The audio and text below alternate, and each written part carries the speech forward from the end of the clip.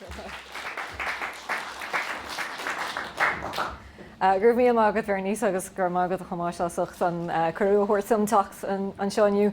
Hála gurbéis gurbé an látáin Láid Idirnáisiúnta maná sna hEorpa san eolaíocht níolí mé héin ach tá an símágam daoine eile sprágu chun síma bheith hacap san eolaíocht agus deis an tólas lig atá maihan sin a ólam agus solthahaint as an tólas atá ar fáil. Agus mar sin liiciid na fear bheitpáirrta go maiid cé gur lá na mána atá an. Gur mí agad teachtarráisiún lón tus agam faoin am seo beidir go mééis sih rubbeag tíirseach agus go deas ciún agus doracha síon seo.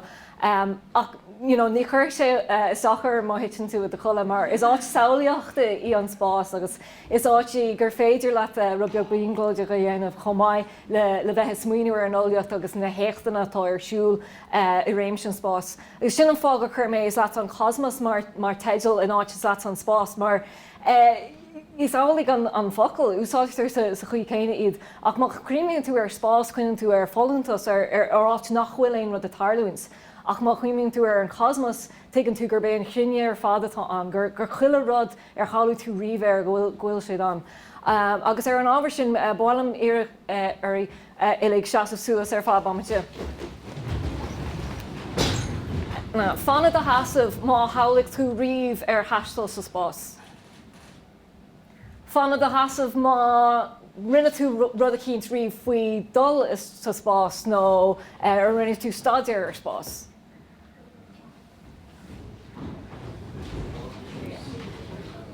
Fanna a hasamh domach spéisteid dul ag Mars.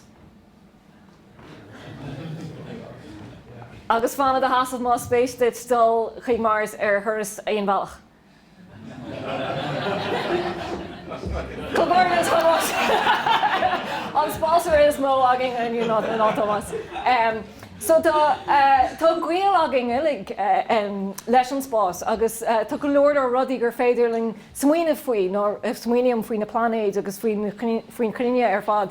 Agus tá go leor ar rudaí spéisiúla marall agus níl deis agam aniu ach rud beagárá marall ar Spáis. So bhíonn se ansásta gach rud eile a phlé ar an daine ar nocht nó cibé uair eile sin an handalagtá agam ar Twitter. Bhím sé tweetáil go minic agus is trí Twitter chuala mé a chéadú faoin International Space University nó an Ollscoil Idirnáisiúnta Spáis agus sin an áitiúil mis se annachchuid faoin Spáis agus ar Twitter a fuair mé an deiscáil chuig Kennedy Space Centre leis an shuttle deireanach a eáil ag dul suas ar lainseáil beagnach sé bliana ágin.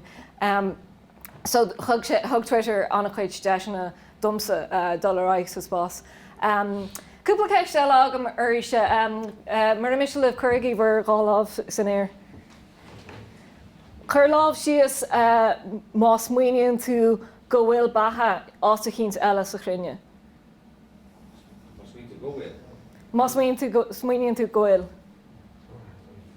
Agus má smuoineann tú go bhfuil batha inflacht achtrach áta chinnt eile sa chruinne.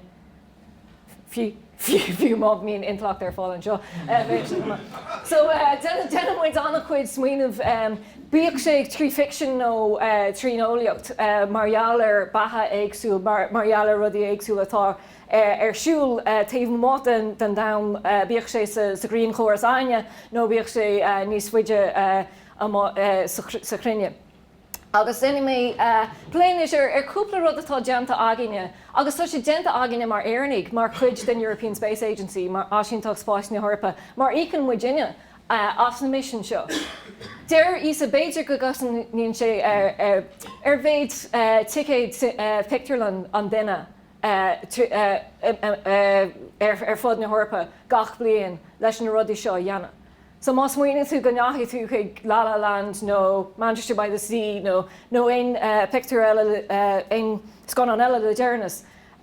Díoch tú beidir €10 le fáil stock an sin.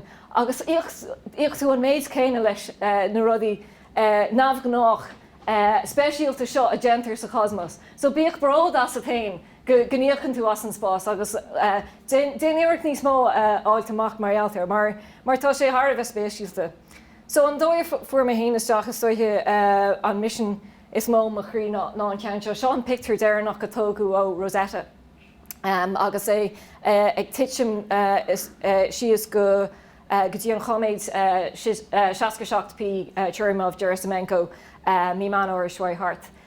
Sin an deire a bhí ag an mission Rosetta tar éis níos mó ná 10 bliana a bheith taistil, agus níos mó ná 3 bliana ón chéadú a chum an chéad duine bhí páirteach an Gerhard Schwein an chunceap go rachadís go dtí choméid le níos mó áilteach marall ar a bhfuil taobh siad a choméid agus an gcuil idir an tuisce táging ar an domhan agus an tuisce tá mo sa rion chóras a goitine. Agus bhí mé chun fiseán a hospóint ach bhí mé níor mé cínta go mbeidh sin anna eáil gan chuoinú. Mar bhí sé cóbrónach braniú ar deire an mission seo. Seo an signal a teachtarráis ón spás orthach díreach sola chríicnig sé mission agus bhí tar a braniúir is si an Ísach in Darmstadt na Garmáine an áitina mín siad ag siúrú na spás orthach ilig.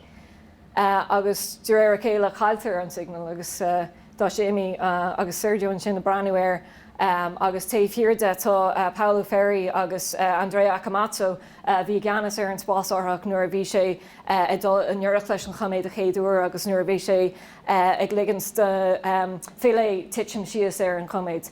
So sin deire na haibre ilig acab siúd agus domsa is picturí an bhrónach iad siú na deire an bhisin ach rinne siad éocht dulchaigh an chaméid agus a leith dro dhéanamh agus an sin tá siad a tuairt cóhórdas na chéile ag an deire. Ach domsa bhí deis agam sa ebrú leis an bhrin sin ar fá labbliana nó mar sin le scata an bheog ach just bhí mé cóáasta bheith páirteach a rud mar sin gur an saoíocht da aginge dulchaigh coméid agus níos mó áilteach marall an planéid ina bhfuilméid agus an green chóras ina bhfuilméid agus an crinne ar fad gur bhiúdúing é sinna dhéanamh.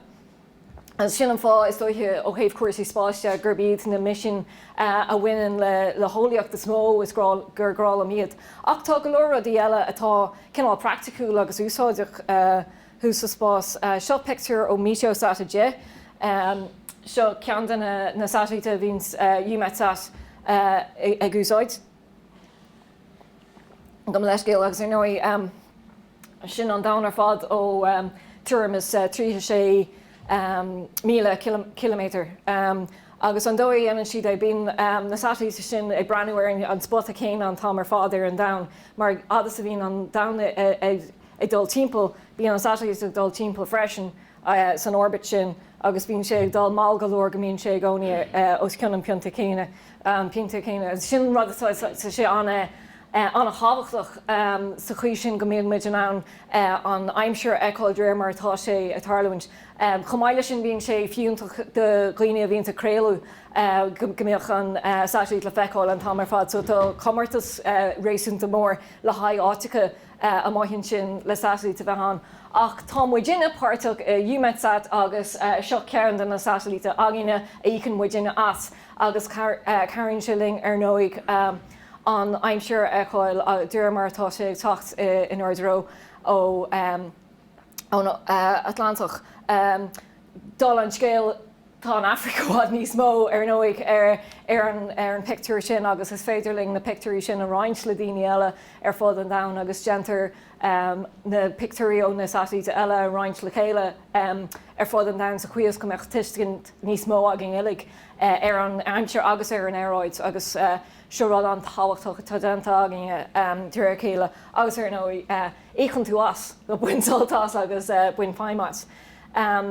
Seo picture a thug mé mí ar fór caite bhí mé híosa French Guiana san áite dhéantar na lainseáil le haig isa nó beagnach gach lainseáil de chuid isa. Tá sé an iúnach lainseáil dhéanamh an áit sin mar tá sé nuireach leis an bheancurchail timppla an dam agus tá sé bhád níos éasca rudaí a chur suas sa spás ón áit sin fan tú cinál kick ón da bheith dul timppel, agus féidir le bhád níos mó a iompar go dtí an spás ón áit sin nó mar atá chuirgáis ag na Rúisí i Kazakhstan áit bhfuil si do bhád níos far a chuí. Agus nó tá bratach éireannach hí san sin mar támuid in arbáil den grúpa a dhéans gachrád a lainseáil hí san sin agus fecinn tún sin hamlacha Arian agus Véige sin an gáilracéid is mó atá ag ísa faoi láthair. Agus bhí mé ansáasta hí san sin an bratach éireannach eáil. An sé dul raig rud nach neanam muid mór sin mar éirnig daine chur suas sa spás. Ach fós féin tuis go bhfuil NASA an cardú ligan si doing na pictorialig a úsáid dá chuid nóig críicnig an Space Shuttle gáhíle sa chindiúg sin an cinál lainseáil a bhíoch an thrá sin agus thomuidilig ag brathane ar na Rúisí le gáil go spás gotí an Stáisiún Idirnáisiúnta Spáis. Tá daoine sa tíine an dul chuig spás chomáach níltar ag roinnt an teicneolaíochta sin agus ní léon duine dul san roicéid sin go dtí seo leotha. Ach is bralam fós féin breanú ar na picturí a hagan san Stáisiún Spáis Idirnáisiúnta. Bhí mé ag léamh le dearnas leabhar de chuid Mike Massimino spásir Americánach bhí cúpla ar an srá The Big Bang Theory chomáid sessions bhíon ag Masú Howard Bocht agus sin ag taistil go spás. Ach bhí sesin ará an dóid ecan tú na dahanana agus tú taobh mát an Stáisiún Spáis. Tá sé éagsúil aon rud a eá riomh ar an dam, mar tá sé cógheall sin agus níl an atmosfér ann a chur isteach in éon slí ar na dahanana. As fecinn tú chuile rud ó bhád níos soléire nó mar ecan tú Somália. Agus nóí bíon séisiir ag cónaí ar an ISS beagnach an tamar fad agus bíon deisina aginge roinnt eolaíochta a dhéanamh ar an ISS. Bhí spéisiúil muintear Ollscoil Linn a cháil an seán mar tis agam sa go ceangailt rééisúnta mai idir Ollscoil Linn agus eolaíocht ar an ISS chomáid. Cé nach bhfuil go leor spáisií éireannach an nó níor chuirmid déan den agus spás go fáil tá ceangailt agin fós le spás a hain. So tá go leor mission ag ísa chuide cub atá críicnithe chuide cub atá fós ar siúl lehéadí cluster agus Gaia agus Mars Express tá ar siúil an tamar fad. Ach bhí mis géirí díú isteach ra beag níos mó aniu ar na rudaí atá á olbhú agus an obair atá dhéanamh le rudaí a dhéanamh náneantar riomh go dtí seo rudaí speisialtas. Tharla go seachtain gus ar blion gus an lániu fógariú a chéadú go raibh town imhaingach nó gravitational wave fáite ar an dam leis an grúpa LIGO sna Stáit Aontaithe. Agus le fada an lá bhí grúpa in isa a géirí town imhaingach aimsiú sa spás. Agus bhí plánach go le NASA. Trí spásortha a chur le chéile go méid siad chomhfada sin óna chéile sa spás ach go méid siad i dangháil le chéile le léiser go méid siad an áid amach do meich an tháinig dul tríd. Go bheice siad an tahrú bheag a bheith idir an léidir agus é dul timppel agus tá sé Thar bheith Jackar dhéanamh le bíon na tananta sin a dul tríd an dam an tamar fad. Le níor wathaí aon déine sa seo mar seo an cean a bhfuilmuid i mí manúir gáhíle sa cuiide ach sin an cheanna fógraíú gur fuairthas ag LIGO agus tásúlagam go mé bhirgún na hEorpa na lehéad siúd a bhathú chomáid. Ach fósáthir ag géirí é dhéanamh sa spás agus socraíú na bliantá cén mission darbannam lísa a dhéanamh chun na tanta arachtáil sa spás. Ach an sin níró a gcóin Aghaidh Linn é dhéanamh agus thochraigh NASA gána é dhéanamh agus mar sin hain bhí plán ag ísa roinnt teicneolaíochta a olbhú le chaig an mission sin agus thucair siad leannacht a roiig leis an olbhúcháin sin sa chuos go mbeadh muid in an ar a laid áitamach an bhfuil sé ingénta an teicneolaíocht sin a chur sa spás mar críimiú tú tá tú is smaoinemh ar rud atá Har féin briste agus é chu rockid a bhíon a crachan tamar fád agus é dul sús a spéir tá sé an Jackar dhéana. So lan siad raig leis an mission Lisa Pathfinder chun an teicneolaíocht sinna dhéana. Agus ag an am céine hála gur fuair LIGO antá imhaingtacht ar an down. Agus inis cé gur óliachtáin tucin ó fashion ná le háin na tónta imhaingtachta agus tá chuile den ag géirí agad a chuirteach ar a ríist. Agus tásúlagan go rachach mission ar nós Lisa ar aigeis agus tá daine arán a NASA go Beiidir go méid siad páirrtacha chomáid. So bhí chun ceantin is cinál bun physica táim tá sé Jackar é héagháil ach tá sé dochreidte an méid teicneolaíochta tá chutha le chéile lené dhéana agus tásúla gom faoin blion 2034 beidir go bhheicimid an mission sin sa spéir. Níos tuaisce, bé míid a golarasca go Mars. Is seo picture actually a tógu ag mission Indiach ag Mars agus ar ina bandar banam Emily Lachtaháil a roinnt próseáil ar ach is bralam an picture mar just chuann sé an dain a gcuibh na dom níos mó ná Mars tá muid cachtaí le bheith in Europe le Mars in éis agus gachrad a eáil ar a dromcha an flanéid ach an cean sin just maithíonn sé cinál níos dorúnda stoithe ach bé muid a galarás ag Mars le ExoMars sa bhíon 2050.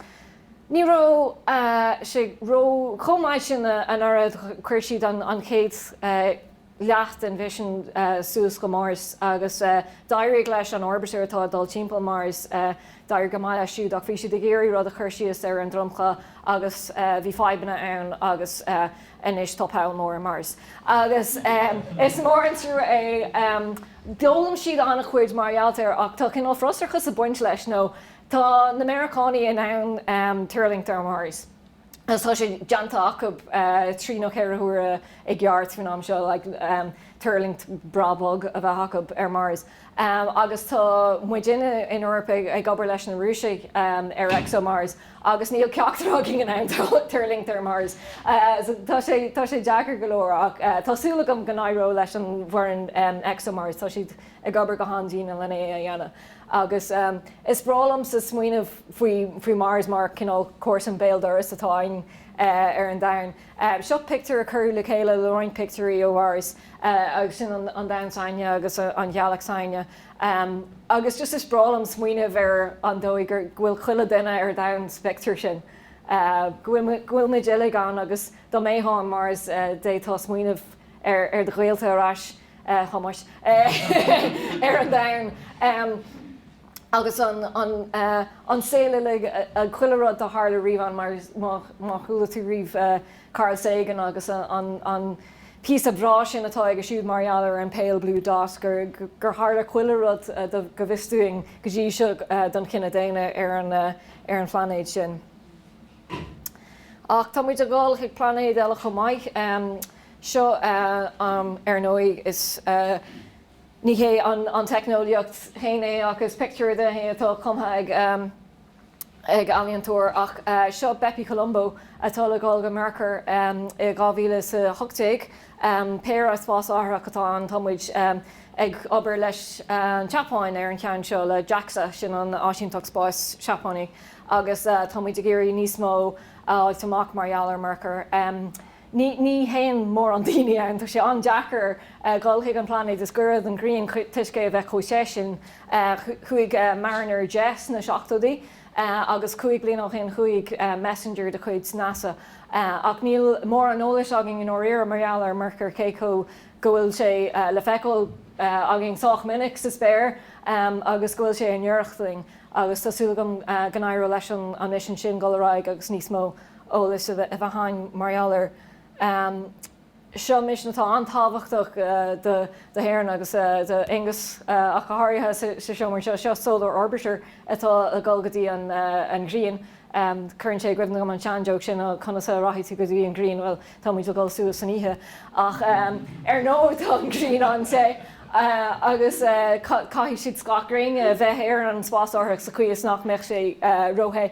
Agus is grúpa is cólacht éireannach atá a deanú an scágraí sin in bio, agus cinál chúdach speisialta atá le chur ar an spás orthaach. Agus ráithí sé in Eorach leis an gríon le níos mó leis átamach margheallar an grín glaí mar gléitar a chur in caiithníní tríd an grín chóras ar fád, agus ar nóid bíon Tionachar an táhachtach an grín áringe seachas go bhhecimid chuile lá chuidí dé agus go dún sé an chuachtaile gotágin ar an dain ar nóid bíon tionachar éagsúla eile ag an grínaring agus bháling níos mó á tamach margheallar agus tuiscint níos mó a bheith hagin ar réaltaí eile margheallar sin. Seo mission eile tálahacht céops an tanamatá ar is bralam an picture sin mar just creid taken tú gur daine a dhéanamh na spás orthaí seo daine a bhíon sa cáil cótabáin agus rudí os ceann na mróga sa chuas nach gurn si déontáil churthú. Ach tá an mission seo le gáil le fáid amach níos mó margheallar planéid taobh mot an gríon chóras. Cinál achtar planéid mar deir siad iad siúd atá in Eorach réaltaí eile gur féidir iad a eáil.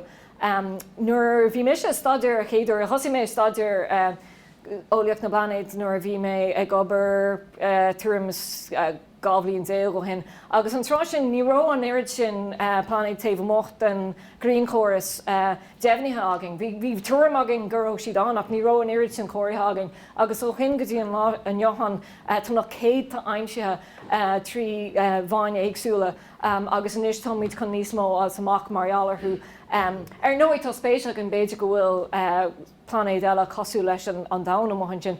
Nach bheith sé óhád níos spéisiúla marach mé ceann cosú leis an dain amhain sin nó bheith mu déine óhád níos speisialta agus tuaim gomuid speisialta.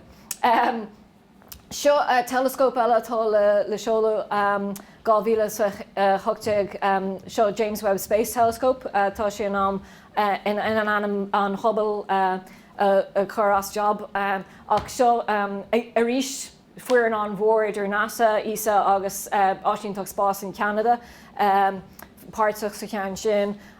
Mission eile nach bheith sa teach go dtí 2020 sin Euclid tá sé dul amach le níos mó átamach margheallar an damhna daracha nó dark matter. Bhí mé just a pléirih le Thomas margheallar physic an léonniu tá sé ag éirí cinál casa tá muid a caint ar dark matter, dark energy agus na rudaí a a chamád an crinne le chéile nó a ligan an crinne scapiú amach. Agus tá si de géirí bhád níos mó átamach margheallar na tuaircí seo go fréidir aon rud a crochú go deimhin sa spás, so tásúla gom gan éireodh le Euclid roiint sin é dhéanamh.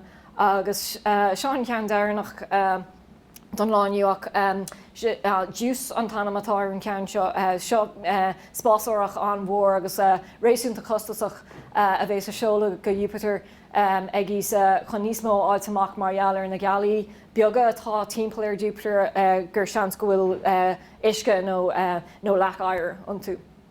Agus tá mar dinne ilig páirteach sna mission seo agus rudidir arolalam le bheith buinteach le muintir spás gur bé an eolaíocht is dóithe an rud is mó agus an taiscéalaíochta a bhíonn mar sproch agin ilig agus níos mó átamach margheallar an dain agus an chinne ach fan muid bhád níos mó amach fuaine féin chumáid mar dúirt siad nuair chuaigh siad go dtí an ghealach le Apollo dúirt siad cúmuid go dtí an ghealach agus daimsigh muid ar bhaile hain agus ar gruthe hain trí bheithe dul amach sa spás. An saoir seo bé an drama in bhfuil na hain páirteach an ISU lunithe i Gcorcaí ag an Institiúid Teicneolaíochta Chorcaí ar feadh dhá míosa. Béimiid ag obair an sin le drám theochas ó gach tír ar fud an dain tású agam. Bíon go leor sin ag gcónaí agin, bíon daine ón Mheiriceá, bíon daine ó tíortha ar fud na hEorpa. Agus tágam muid déalaigh le chéile le níos mó a ólam margheallar an spás ach go háirithe rudaí cinál nafganach of being the hinaltóirí ag fólam an dlí, being the dlíadóirí ag fólam physica, being chuile duine géirí gachrod a hiiscint níos fearr le ó thaobh fórne de agus ó thaobh gachrod ó thaobh féin iompar a hastíonn le níos mó dhéanamh sa spás. Agus be go leor rudaí ann don phobal i gcuiteanna in Éireann agus I ggurcaí chun más féidir teacht agus roicéid á lainseáil a eáil bé spáisirí teach le spécanna agus léachtainna dhéanamh agus bé deis castáil a glór daoine atá páirteach i ggólachtaí spás fáid na hEorpa. Agus bé sé spéisiúil freisin mar deis ag comhlachtaí éireannacha tá buinteach le spás. Agus tá tuairim tá go leor acaban cuireadh is comhlachtaí idirnáisiúnta ach cuireadh is comhlachtaí lán éireannacha atá buinteach leis an spás agus bé deis acu teach le chéile agus deimhnú níos mó gur bhfuil muid páirteach sa spás muidilig agus gur bhíúing mar éirnig iireachta dhéanamh bheith páirteachán. Seo picture eile doing níos cumil sí soléir ach an diamond sin agus an gealachan sin tógu an picture sin ó Saturn so tá sé óhád wearing ach is fiú cinál meabhrú gur deanach na réaltaí atá oning ilig agus go rachamid láháin arás tá muid lán cínte céir a Harlow don Green Saine sa talchaí ní eice muise ní aon duine sa seomar seo ach ar deireadh hir hall athróid an Green sa chuí nach mé aon duine an marachtáil ar an dam. So tá sé fuinge an cinenne dhéanamh an bhfuilmid dul amach sa spás nó an bhfuilmid sásta fáil ré leis an saoil agus nuair chailtear an dam nuair deantar bheith sáinnithe isteach sa Green Saginne. Agus tá sé spéisiúil smaointúir sin cé go bhfuil sé cinál I réim sin fiction. Tá sé simú smaoine bhéir agus bé mé sásta aon rud a phléileh nó ceisna ragart ach fágaí mé le focail ó Constantine Tsiolkovsky sibh. Constantine Tsiolkovsky bhí sin ag smaoine bhéir taistil sa spás agus roicéid agus chuilehoirt cúpla tuairim is tríocha bliain solaró aon rud siúil marialt ar sa rúis ach dúirt sé an dam an clíomháin ag an cinenne déine ach ní féidir fannacht sa clíomháin go deo.